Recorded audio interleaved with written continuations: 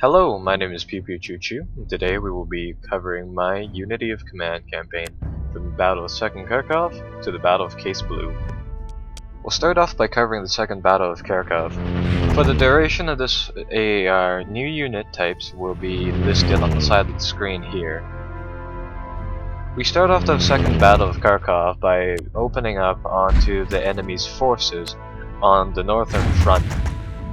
My objectives are to take the cities indicated with the bullseye markers in the turns of 4 and 5. Although we are allotted 9 days to complete this battle, full prestige gain occurs when we accomplish this scenario in 4 or 5 turns.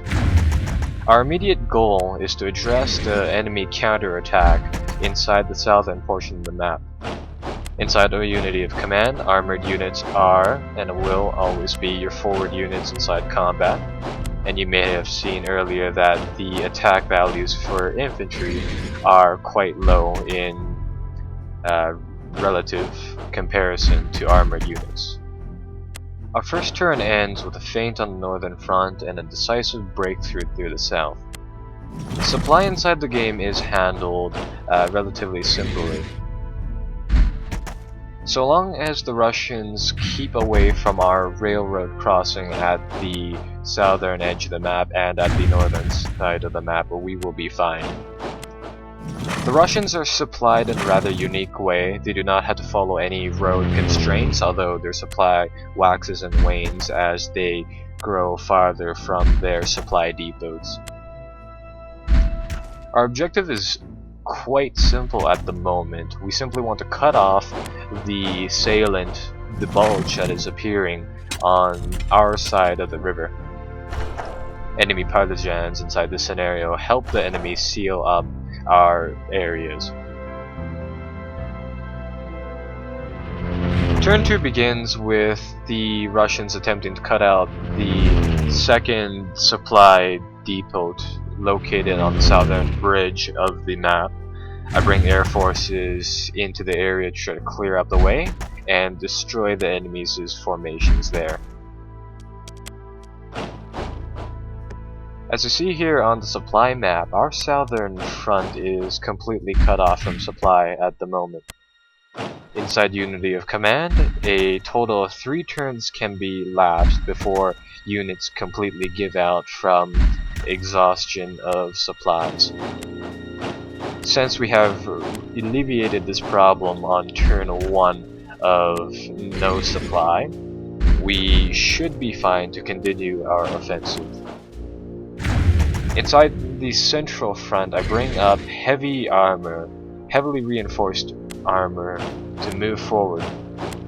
As you see here on the second turn, the Soviet troops inside the salient have grown wearisome, their supply is running out, and their units are no longer able to regain organization.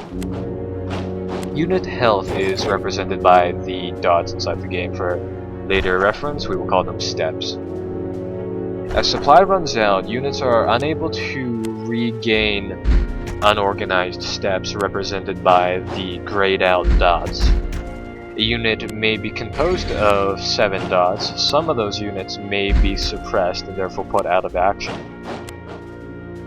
Since we are on a very short time leash, I've decided to continue our advance into the enemy's rear, hoping to take the towns in a fast and orderly manner.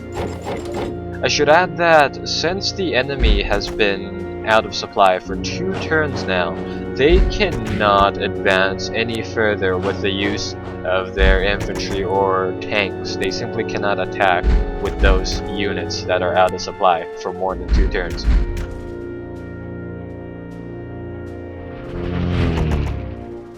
Here I've decided to go with some air raids onto one of our objectives.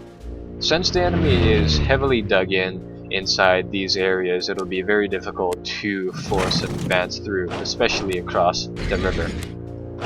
In the south, you'll see that the enemy forces have actually completely run out of supply, and now all of their steps are actually completely pinned, unable to resist the might of the German, Hungarian, Romanian army.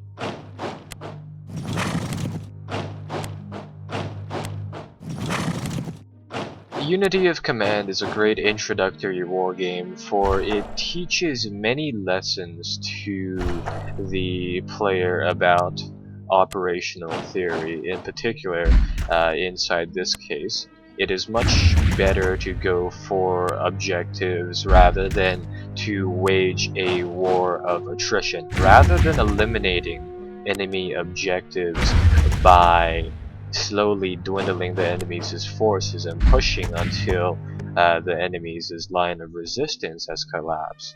We have managed to bypass the mass majority of the Russian army.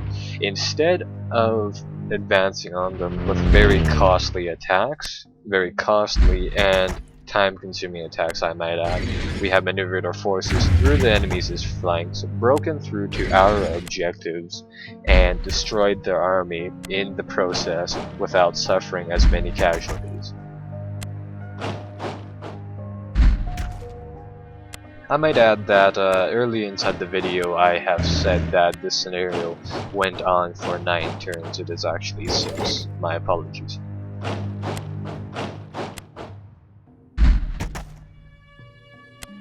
Here we can see another operational lesson. While my forces were heavily pinned in defending from the enemy's assailant on the southern front, now we have managed to free up a large majority of our forces that can be used for either security operations, aka securing our back end from retreating enemy forces, or establishing another frontier so that we may commence another flanking operation.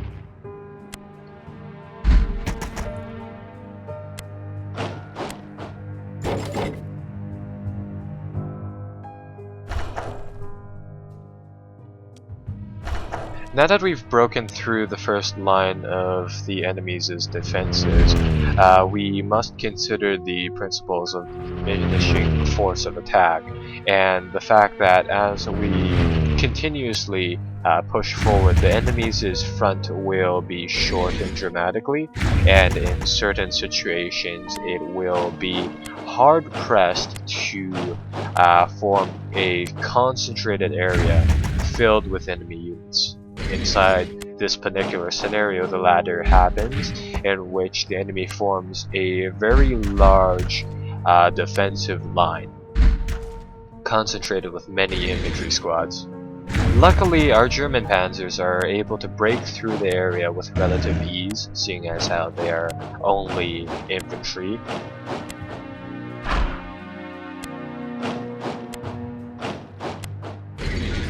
Since I wanted to meet my objectives to the letter, I have decided to use the Panzer Group station on the northern front to bypass the enemy's lines and take one of our objectives from the north, the path of least resistance.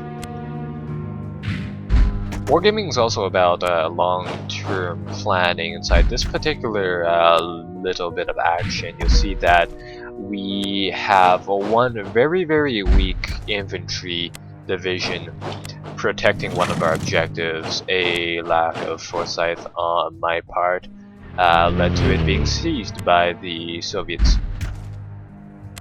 Sadly, even though we took our objective from turns starting from 4, we will start to lose prestige for not holding that objective.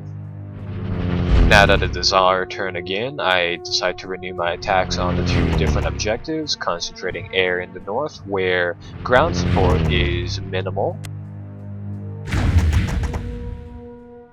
and then concentrating on the south with heavy panzer divisions. Luckily, inside Unity of Command, we do not actually have to hold our objectives for any amount of time before we end the scenario.